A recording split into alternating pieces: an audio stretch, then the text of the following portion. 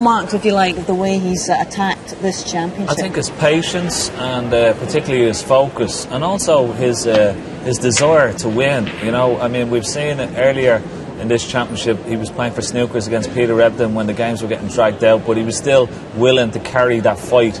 And we haven't seen that from O'Sullivan for quite some time. So obviously working with Dr. Peters, as I said, having a few friends here as well, has certainly focused them and calmed them down, and he's willing to fight for everything.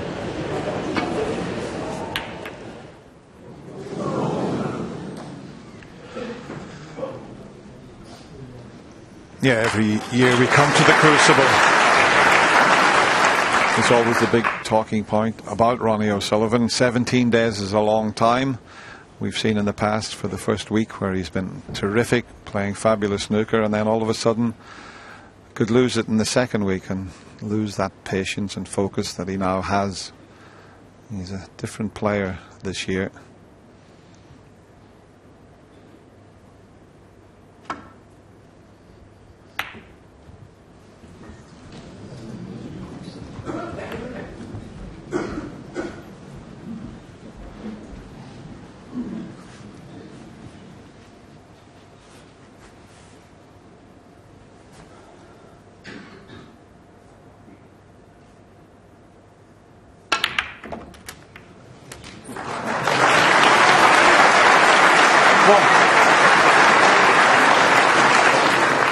I'll have a look at this split. I mean, the balls have broken beautifully there.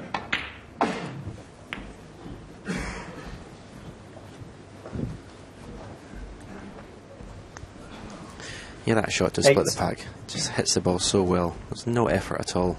It's just pure timing. You'll see a lot of players hit that really hard to try and get the action on the white. Well, he doesn't have to do that. I mean, these tables are playing beautifully. They're super fine cloths.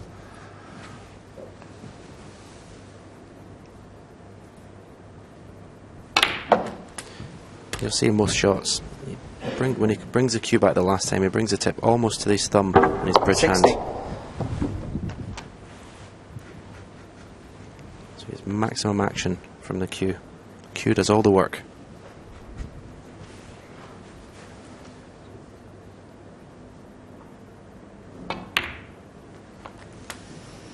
$17.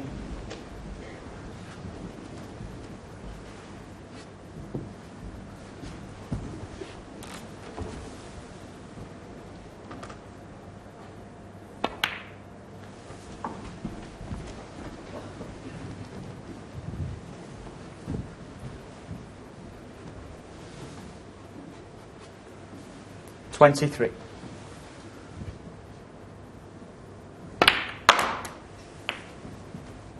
$24.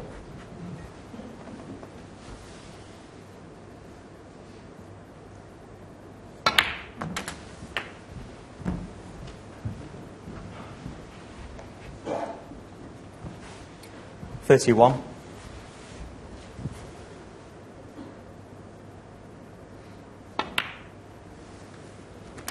$32.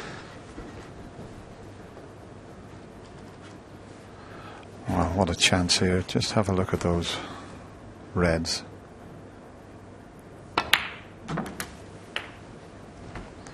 Mid-session interval coming up after this frame, and it's been a very, very entertaining opening second session here.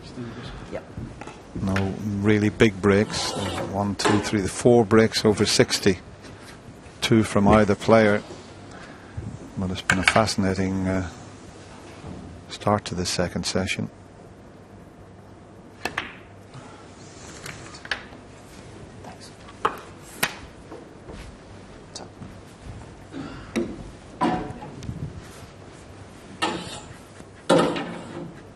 $40.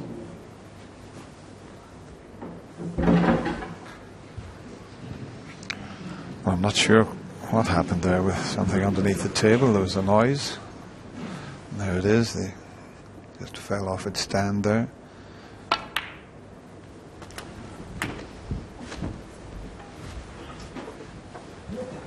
And he's slightly awkward here, so 47. taking the red to the middle. This isn't the one he played for, but that'll do. Once again, Ronnie putting 48. the cue ball where he's got options and different choices.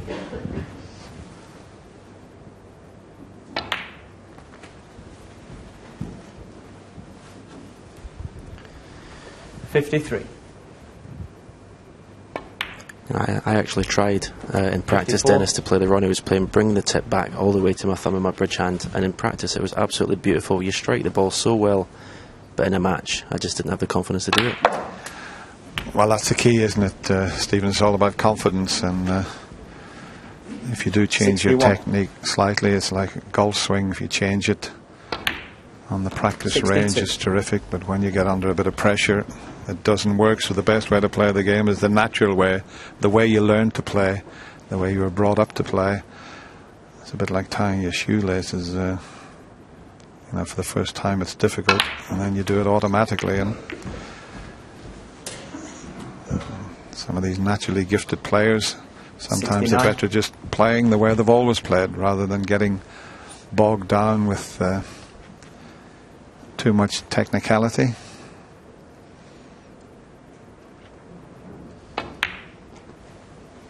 You're looking at 7.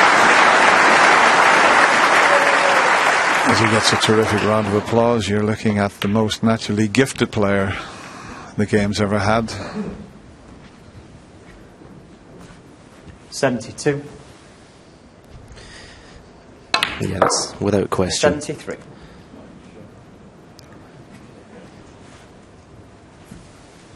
I'm not sure how far the tip comes back here. Almost comes off his hand.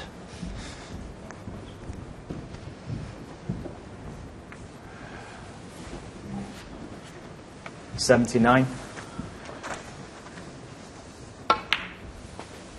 80.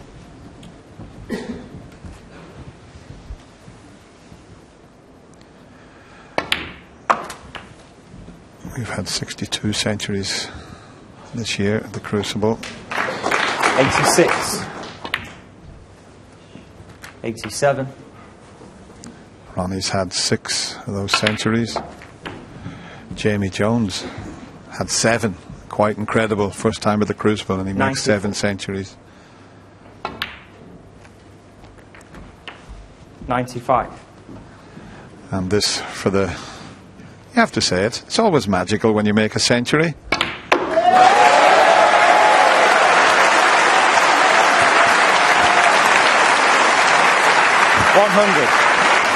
677 centuries Ronnie O'Sullivan has made in his career. 101. And another £200 for the Haven House Children's Hospice.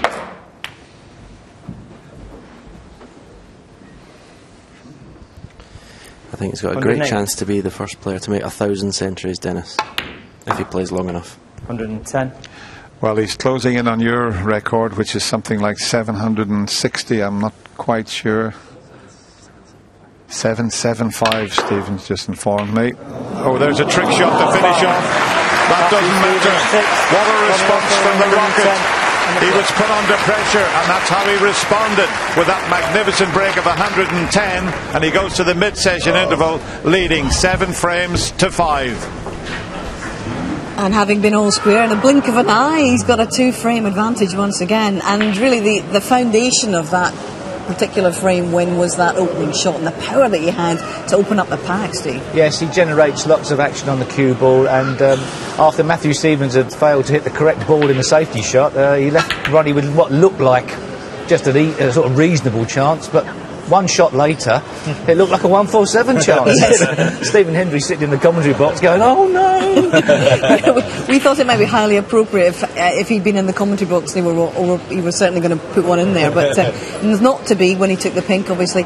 And how will Matthew reflect on the last couple of frames? I don't think he'd be too upset. I mean, there's nothing he could do in that frame. Maybe the chance in the previous frame he could have maybe stole it, but I think he'd be very happy that he's still well in touch with this in this match, and there's only a couple of frames in it, and I think he'd be pretty pleased the way he's playing, because the way he's held himself, the way he's come back, and everything Ronnie has thrown at him, he's taken it and he's fought back hard, and it's a fascinating match, and both players at the top of the game. It's great to watch. Yeah, we've waited a long number of years. They've never played one another at the Crucible, and this really is living up to expectations today, isn't it? It is, and obviously there's from the situation that Matthew Stevens found himself in, 4-0 behind. If somebody had then asked him, would he settle for 7-5 behind, he'd have bitten their hand off. Yes, definitely. Okay.